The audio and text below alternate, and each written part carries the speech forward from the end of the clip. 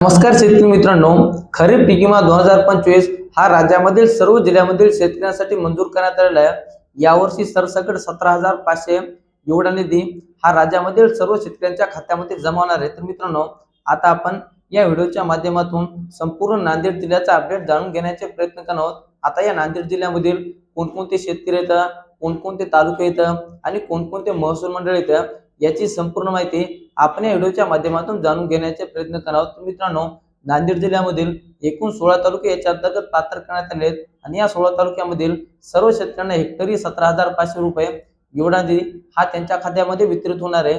आता हा सर्व शेतकऱ्यांना प्रतीक्षा लागली की हा नेमका निधी कधी वितरित होणार आहे। तर शेतकरी मित्रांनो, हा जो काही निधी आहे तो डिसेंबर महिन्याच्या शेवटच्या आठवड्यापर्यंत हा शेतकऱ्यांच्या खात्यामध्ये जमा होऊ शकतो, कारण की अतिवृष्टी आंदोलन पण शेतकऱ्यांच्या खात्यामध्ये जमा झालेलं आहे, रब्बी बियाण्याचं पण अनुदान शेतकऱ्याच्या खात्यामध्ये जमा झालेलं आहे। आता फक्त खरीपचा पीक विमा आहे हा शेतकऱ्यांच्या खात्यामध्ये डिसेंबर महिन्याच्या शेवटच्या आठवड्यापर्यंत शेतकऱ्यांच्या खात्यामध्ये जमा होऊ शकतो।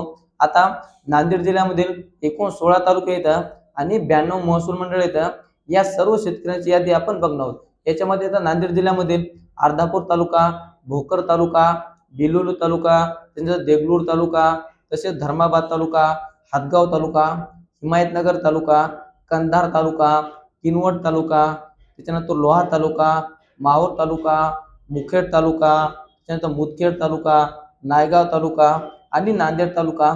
आणि या तालुक्यामधील एकूण महसूल मंडळ पाहायला गेलं तर 92 महसूल मंडळ आहेत। आता या तालुक्यामधील कोणकोणते महसूल मंडळ आहेत याची संपूर्ण यादी आपण बघणार आहोत। याच्यामध्ये सर्वप्रथम अर्धापूर तालुका बघूयात।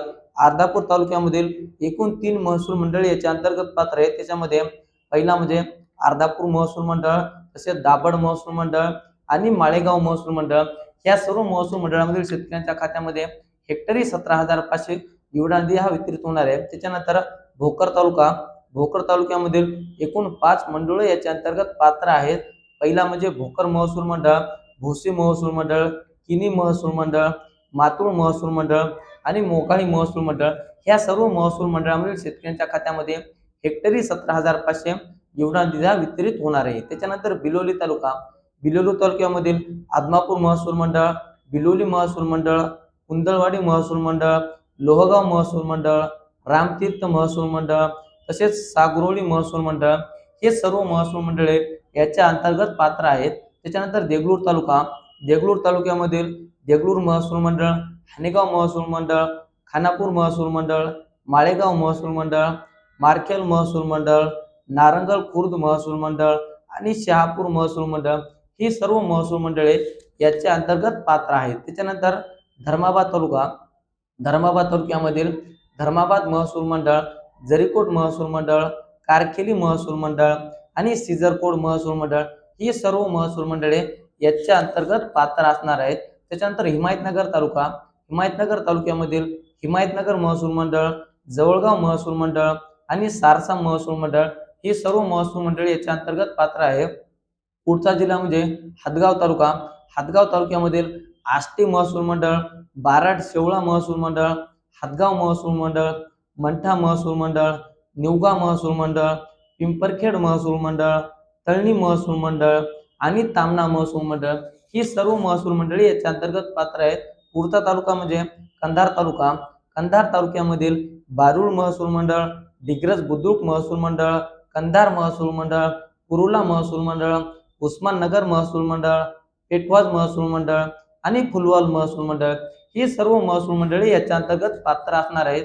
त्याच्यानंतर किनवट तालुका, किनवट तालुक्यामधील बोदडी महसूल मंडळ, दहेली महसूल मंडळ, इल्सापूर महसूल मंडळ, जलधारा महसूल मंडळ, किनवट महसूल मंडळ, मांडवी महसूल मंडळ, शिवनी महसूल मंडळ, सिंदगी महसूल मंडळ आणि उमरी महसूल मंडळ ही सर्व महसूल मंडळे याच्या अंतर्गत पात्र असणार आहेत।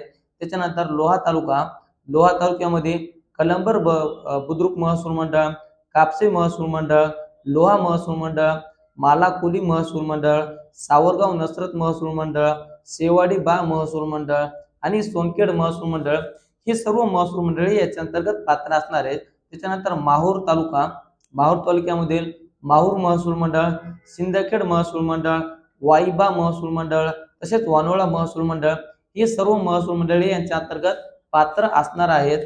त्याच्यानंतर पुढचा तालुका म्हणजे मुदखेड तालुका. मुदखेड तालुक्यामधील बारड महसूल मंडळ, मुदखेड महसूल मंडळ आणि मुगट महसूल मंडळ हे सर्व महसूल मंडळे याच्या अंतर्गत पात्र असणार आहेत. त्याच्यानंतर तालुका.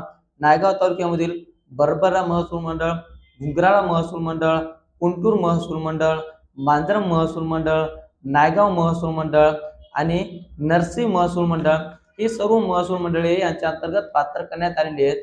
त्याच्यानंतर नांदेड तालुका.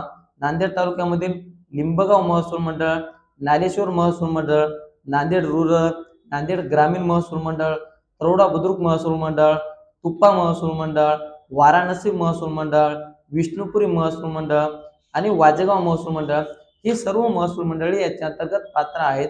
त्याच्यानंतर उमरी तालुका.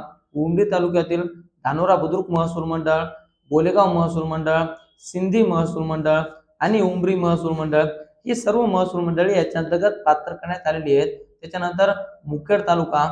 मुखेड तालुक्यामधील अंबुलगा बुद्रुक महसूल मंडळ, बारहाली महसूल मंडळ, चांदोला महसूल मंडळ, जहूर महसूल मंडळ, जाम महसूल मंडळ, तसेच मुखेड महसूल मंडळ, मुकुरुंबाद महसूल मंडळ आणि येवती महसूल मंडळ ही सर्व महसूल मंडळे याच्या अंतर्गत पात्र करण्यात आली आहेत. नांदेड जिल्ह्यामधील एकूण जर विचार करायला गेला अर्धापूर तालुक्यामधील 3 महसूल मंडळ, भोकर तालुक्यामधील 5 महसूल मंडळ, बिलोली तालुक्यातील एकूण 6 महसूल मंडळ, देगलूर तालुक्यातील एकूण 7 महसूल मंडळ, धर्माबाद तालुक्यातील एकूण 4 महसूल मंडळ, हातगाव तालुक्यातील एकूण 7 महसूल मंडळ, हिमायतनगर तालुक्यातील एकूण 3 महसूल मंडळ, कंधार तालुक्यातील एकूण 7 महसूल मंडळ, किनवट तालुक्यातील एकूण 9 महसूल मंडळ, लोहा तालुक्यातील 7 महसूल मंडळ, माहूर तालुक्यातील 4 महसूल मंडळ, मुखेडमधील 3 महसूल मंडळ, मुदखेडमधील 8 महसूल मंडळ, नायगावमधील 6 महसूल मंडळ आणि नांदेडमधील 9 महसूल मंडळ तसेच उमरी तालुक्यातील 4 महसूल मंडळ. मित्रांनो, ही होती नांदेड जिल्ह्यामधील संपूर्ण माहिती, ज्यामध्ये कोणकोणते तालुके पात्र आहेत, कोणकोणते महसूल मंडळ आहेत याची सविस्तर अशी माहिती आपण या व्हिडिओच्या माध्यमातून जाणून घेण्याचे प्रयत्न केले आहेत. आता याच्यानंतर डिसेंबर महिन्याच्या शेवटी हा पीक विमा जमा होऊ शकतो, परंतु त्याची ज्यावेळेस तारीख डिक्लेअर जाहीर केली ही तारीख तुमच्यापर्यंत नक्की पोहोचली जाईल. त्यासाठी चॅनल जर नवीन असाल चॅनलला सबस्क्राईब करा. व्हिडिओ आवडला असल्यास व्हिडिओला एक लाईक करा. चला तर मित्रांनो, भेटत राहू नवीन माहितीसह नवीन व्हिडिओसह.